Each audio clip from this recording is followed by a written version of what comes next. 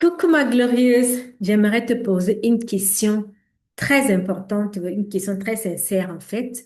Est-ce que tu penses, tu as parfois l'impression que quel que soit ce qui arrive dans ton couple, dans ton mariage, tu finis toujours par penser que c'est de ta faute?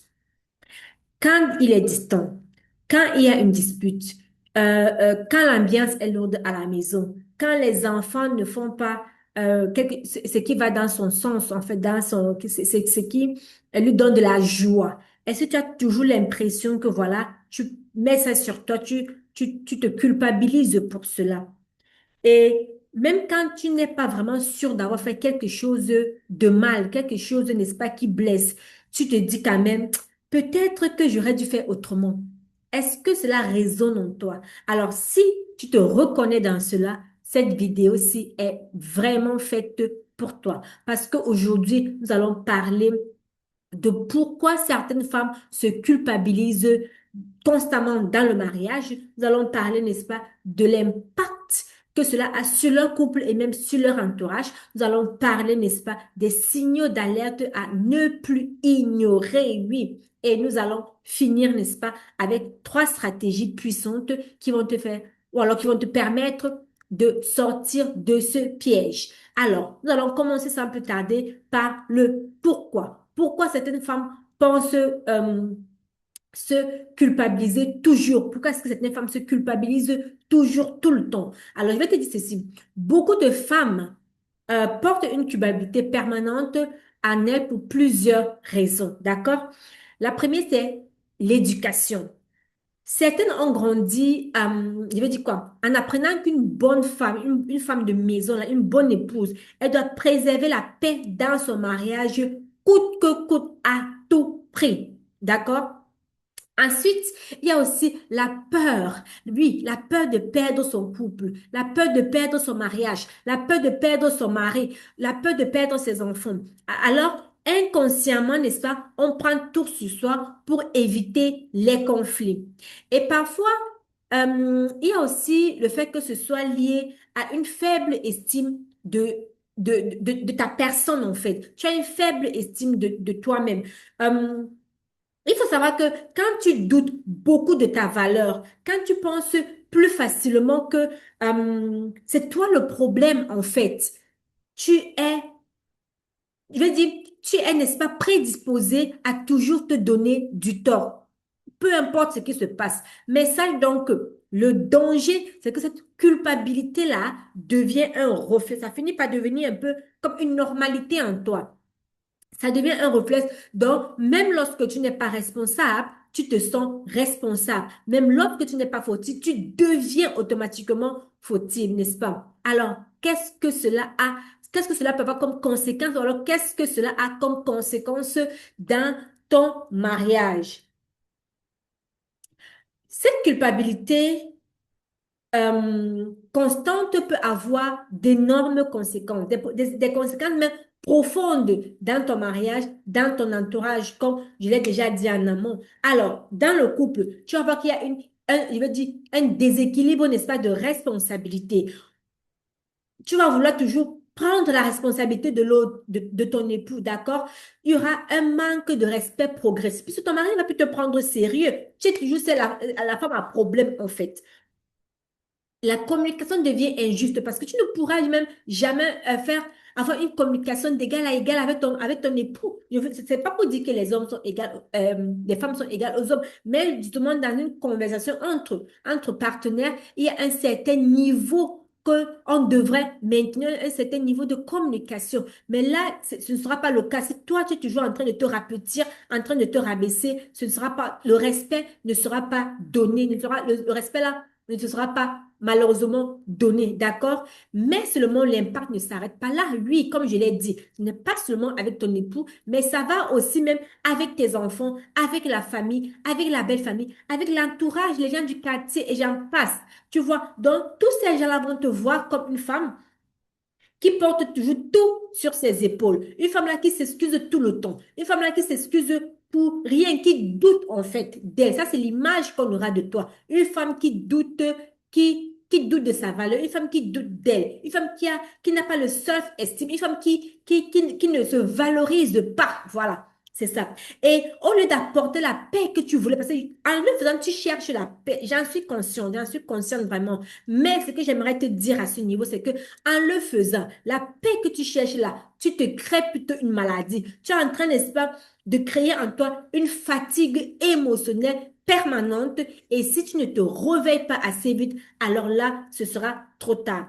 Et c'est la raison pour laquelle maintenant, je vais te donner les signaux d'alarme, les signaux que tu ne dois plus euh, négliger, les signaux où tu ne dois plus fermer les yeux, d'accord? Même si ce n'est pas seulement toi. Lorsque tu constates ça chez une de tes soeurs, une de tes voisines, une de tes amies, alors dis-lui, ma chérie, réveille-toi. Appelle la coach Aristide Right Away. Prends un rendez-vous avec elle et cause avec elle. Mon lien calendrier, vous l'avez dans ma bio et tous mes contacts sont là-dedans. Contactez-moi au besoin. Ou encore même, j'ai mon livre ici. Voilà, j'espère que c'est visible comme ça. Euh, Ces histoires avec le tout. Deux, voilà, quand c'est comme ça. Deux chemins, un destin. Voilà, on le voit. Deux chemins, un destin. C'est sur Amazon. Donc, essaie de te le procurer. À l'intérieur, n'est-ce pas? Je te donne également des astuces pour gagner confiance en toi en parlant, n'est-ce pas, de ton identité en Christ. Ça, on va le voir dans les stratégies. Mais avant, j'aimerais te donner ces signaux-là, d'accord? Donc, les signaux à ne plus négliger. Voilà.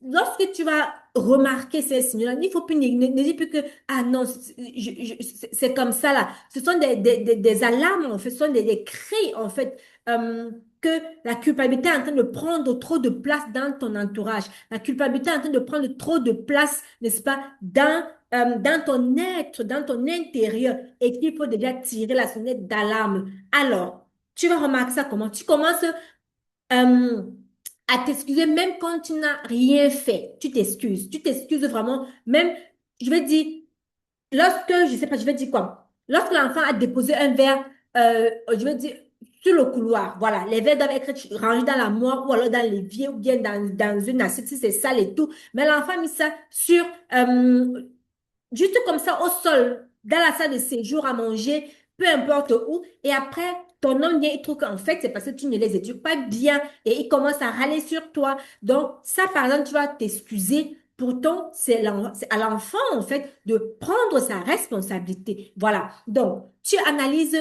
sans cesse. Tu analyses sans cesse des paroles après une discussion. C'est vrai qu'il faut bien faire l'introspection, mais cette analyse, je veux dire quoi, exagérée là, est plutôt un frein à ton épanouissement. Tu assumes la responsabilité des émotions de ton mari. Alors là, je dis stop. D'accord? S'il y a une situation qui l'énerve, il laisse, n'est-ce pas, celui-là qui est habilité à contrôler ses émotions, à contrôler ses réactions. Ce n'est pas parce qu'il a explosé, parce que tu as déposé, c'est pas trop ton rouge à lèvres de travers qui va dire que c'est de ta faute. Non. Le rouge à lèvres a été déposé de travers, ça c'est un fait. Mais ce n'est pas la raison pour laquelle il doit crier sur toi. Il est responsable de ses émotions. Il ne doit pas dire que c'est parce que tu as fait ce qu'il crie en fait. Il doit être capable, n'est-ce pas, de contrôler, n'est-ce pas, ces émotions-là. Donc, ne n'assume pas la responsabilité des émotions de ton époux. Alors, et aussi, tu as peur, quand tu remarques que tu as peur de dire ce que tu ressens, tu sais que tu dois causer avec ton époux, ou alors, c'est pas trop avec, même au boulot, en fait, hein, avec ton coéquipier, avec ton chef, mais tu as peur vraiment de dire ce que tu ressens. Tu as peur tout le temps. Alors, il y a un problème. Tu te dis souvent, c'est sûrement moi le problème, tout le temps. Non, si il a fait comme ça, c'est parce que moi j'ai. Donc, tu essaies toujours de trouver des excuses, en fait, à ce qu'il fait. Là, c'est aussi un problème. Alors, je vais te dire quelque chose, ma glorieuse. Si plusieurs de ces points-là ont résonné dans ta tête, si tu te reconnais dans plusieurs de ces signaux que je viens, n'est-ce pas, de lister, il est temps de prendre ta place avec sagesse. Il est temps, n'est-ce pas, de prendre un rendez-vous avec la coach Aristide, d'accord? Maintenant, pour que tu ne sombres pas, pour que tu ne restes pas toute seule, je vais te donner trois stratégies pour te sortir de cette culpabilité, d'accord? La première stratégie, c'est d'apprendre à distinguer responsabilité et culpabilité. Comme je l'ai dit, tu n'es pas responsable, n'est-ce pas, des émotions de ton époux. Donc, il faut apprendre à dissocier, n'est-ce pas, ces deux-là, responsabilité et culpabilité. Donc, dans ton mariage, tout ne dépend pas de toi. D'accord? Tout dans le mariage ne dépend pas de toi. Il y a aussi d'autres membres de la famille qui doivent porter et prendre leurs responsabilités à main, qui doivent prendre leurs réactions, qui doivent prendre leurs émotions, qui doivent prendre leurs choix à main. Donc, avant de te culpabiliser, pose-toi cette question-là. Une question d'abord très simple. Est-ce vraiment ma responsabilité? Ou alors je suis en train de vouloir, comme d'habitude, porter tout, en fait, sur moi. Cette simple prise de connaissance, c'est vrai que ça peut être prise de conscience. C'est vrai que ça peut être, je peux appeler ça simple, mais pour quelqu'un d'autre, c'est vraiment un effort vraiment robuste à faire pour y arriver, mais je vais t'encourager à le faire. Je vais t'encourager à te poser des questions saines tout le temps. Et si tu as besoin même de soutien, si tu as besoin vraiment d'un regard externe pour jauger, pour juger la situation, alors prends un rendez-vous avec moi, appelle-moi, on en parle et je vais avec un regard externe, un regard, n'est-ce pas, non accusateur, un regard, n'est-ce pas, qui ne prend pas de parti. Je vais essayer, n'est-ce pas, de te donner mon point de vue dessus. Alors, la deuxième stratégie, c'est arrête de t'excuser automatiquement. Oui, arrête ça. Arrête ça maintenant. Certaines femmes s'excusent par reflet. Certaines femmes vraiment s'excusent par reflet, like un peu, je suis désolée, un peu, je m'excuse. Non, c'est vrai, il faut s'excuser. Mais des excuses doivent, je sais pas, euh, les excuses doivent se faire lorsqu'il y a eu vraiment faute, lorsqu'il y a réellement faute, lorsqu'on a vraiment fait quelque chose de mal. Mais on ne doit pas s'excuser, tu ne dois pas t'excuser en fait pour calmer une situation ou alors pour éviter un conflit. Non, ça, c'est pas le rôle des excuses. Plus tu t'excuses sans raison, plus on ne te voit plus au sérieux, plus tu envoies inconsciemment en fait le message que tu es toujours en tort. C'est toujours toi le problème, c'est toujours toi en fait qui fais des bobos. Donc, il faut apprendre bon, je vais te donner une phrase simple que tu pourras utiliser. Tu pourras l'adapter selon les situations, d'accord? Tu dois t'exprimer de manière claire. Au lieu d'avoir l'excuse automatique, aie une phrase plutôt claire et précise. Dis par exemple que je comprends que tu sois contrarié, mais je ne pense pas avoir mal agi. Oui, il est énervé par quelque chose, mais ce n'est pas de ta faute en fait s'il est énervé. Donc tu le lui dis clairement. Et lorsque tu le fais en fait, ça montre ta force, ça montre ta force de caractère, ça montre ta grandeur, mais tu le dis dans le calme, tu le dis dans le respect, d'accord? Parce que nous sommes ici là pour respecter également nos époux. Ceci me fait chuter sur euh, sur la troisième stratégie justement, qui est renforcer son identité et sa valeur. Alors, renforce-moi ton identité, renforce-moi ta valeur. Je t'ai parlé du livre Deux chemins, un destin. Il faut me l'acheter. Va sur Amazon, commande-moi ce livre-là. Deux chemins, un destin. Alors là, je te donne les clés pour connaître ton identité, pour renforcer ton identité. Tu as les clés, n'est-ce pas? Parce que la culpabilité excessive naît souvent lorsqu'on oublie sa valeur. Lorsque tu oublies ta valeur, une femme qui connaît sa valeur, elle assume ses erreurs. Une femme qui connaît sa valeur refuse de porter, n'est-ce pas, les responsabilités des autres sur ses épaules, sur sa tête. Alors, plus tu travailleras sur ton estime personnelle, plus tu travailleras sur ton identité, plus tu seras capable de dire je peux me remettre en question, mais je ne veux plus me condamner. Oui, parce que lorsque tu es en train de te culpabiliser, tu es en train de te condamner, ma chère glorieuse. D'accord? Voilà. Je t'ai donné dans les trois stratégies dont je t'ai promis au départ. J'espère que tu vas en faire bon usage.